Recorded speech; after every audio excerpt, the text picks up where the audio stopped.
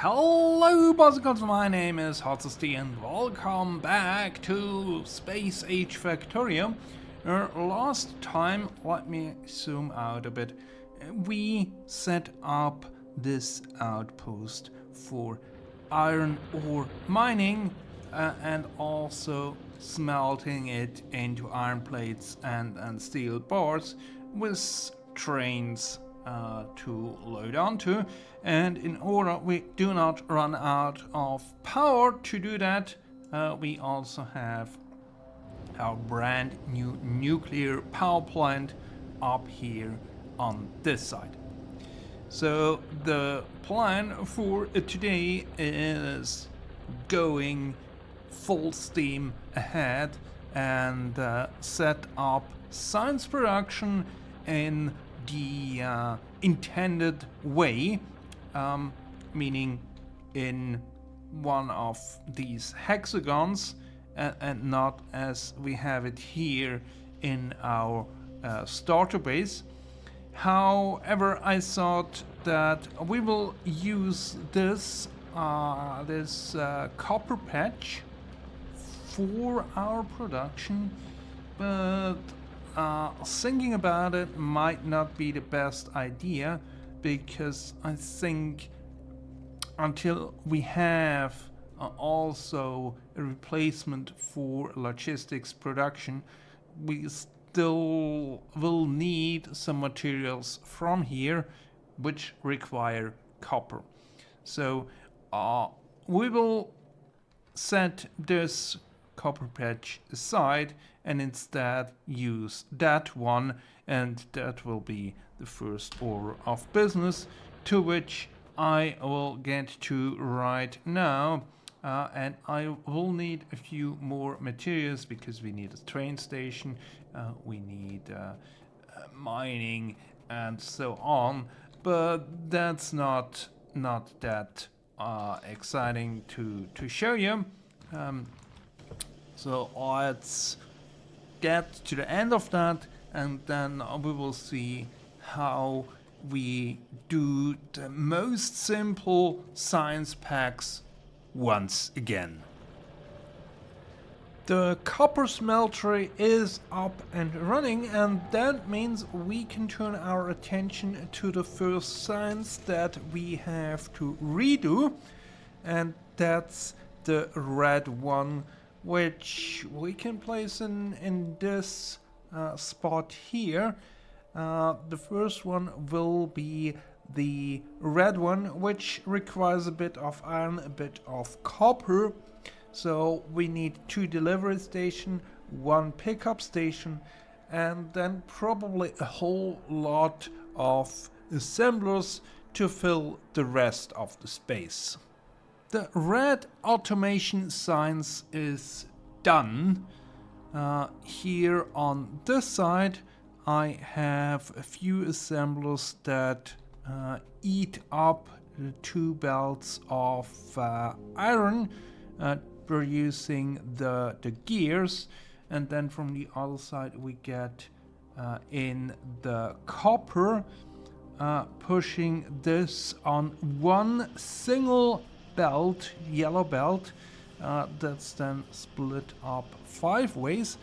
And if I did everything correctly, that should actually be our optimal distribution for all the assembles here, so that in the end we should get out 1 yellow belt of the automation science. However, it does not look like it.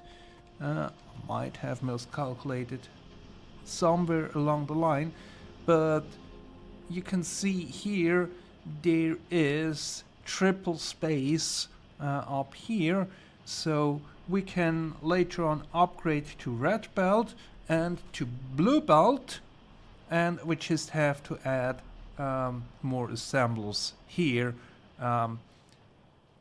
without the need for yet another assembly line for this science pack. When it comes to the green one, there it gets a bit more complicated, because for the inserters we also need the electric circuits. So before we can get to that one, we need a setup for electric circuits, and when it comes to the chemical science, we need a setup for the advanced circuits.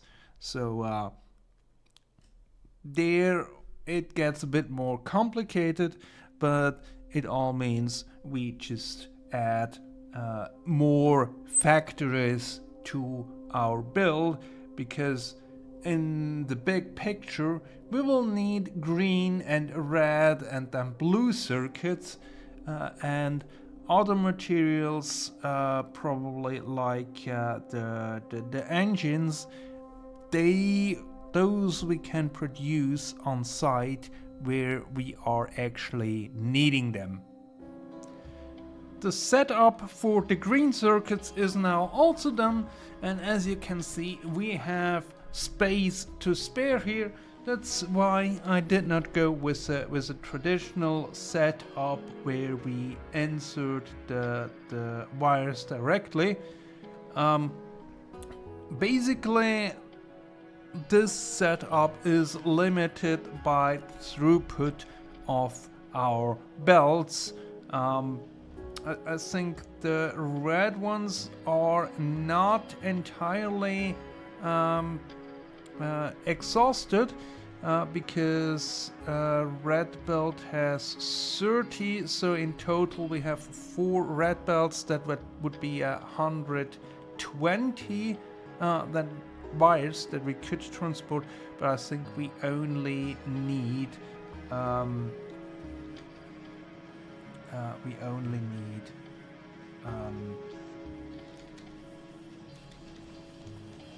90, and if I did the inserters here correctly, we should get 2 full yellow belts if everything works out.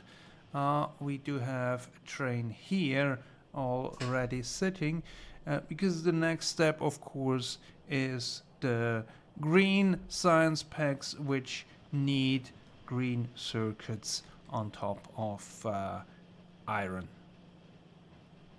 I think. The green science production is now also redone, and we can see with the green science we are filling out this hexagon a bit better than with previous setups, but we still have half of it empty. Here on this side we have gear production, then with gear and iron plates we make belts, and here on this side we bring over iron and gears and combine that with the green circuits for the yellow inserters, and then split that evenly into 6 lanes, 10 assemblers on each side, so in total that's 120, and that should give us, if we have the input materials, a full yellow belt of green signs. And what I did, I added a second train for the iron plates.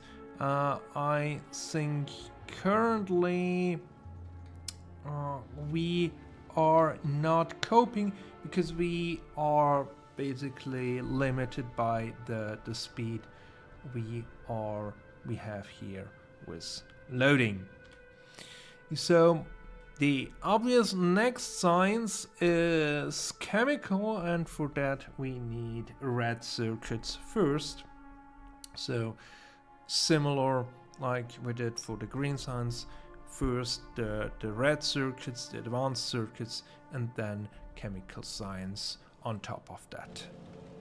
Red circuit production is now also up and running, and the output is half the amount of what we have for the green circuits production, but on the plus side, we are producing green circuits here on site because I think that's the better setup, because otherwise we would have to scale green circuits up to produce red circuits and so on.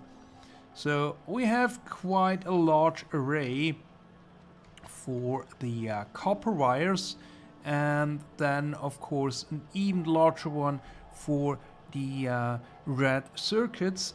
So in the end we should get one yellow band, one yellow belt, a full belt out of red circuits. And as we can see here, there is quite a bit of balancing going on here.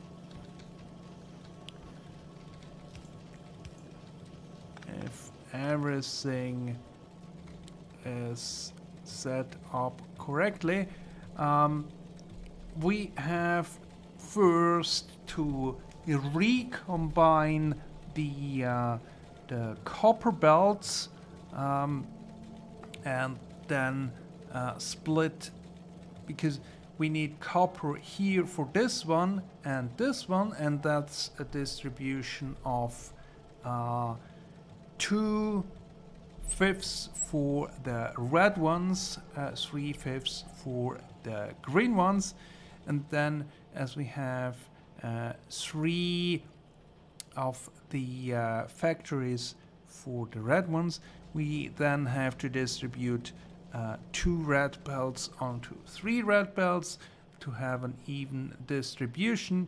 So if we are producing enough wires, enough green circuits, everything is moving along. And I think we need yet another train here for iron, because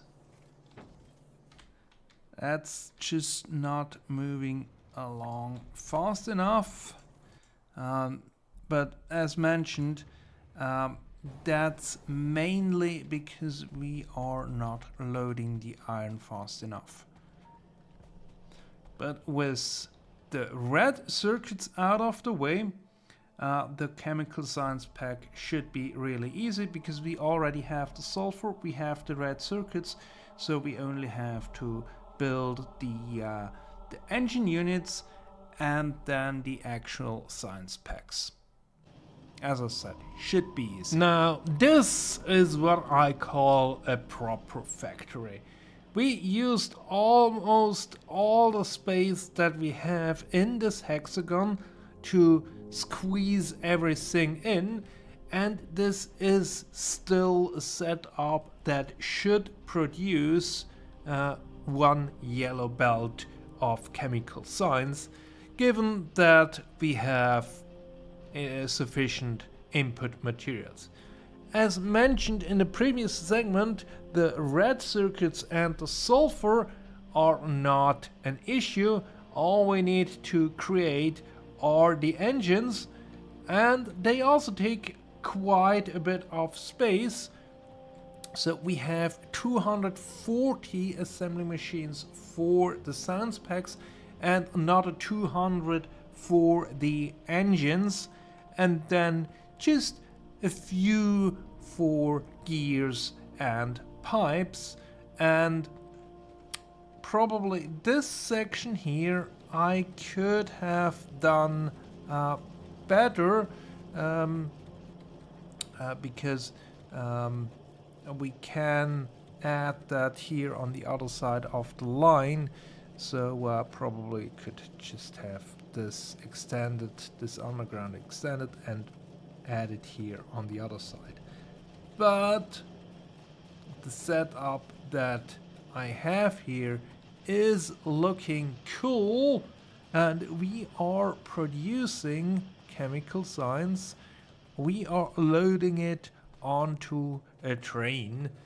And with that, I'm quite happy.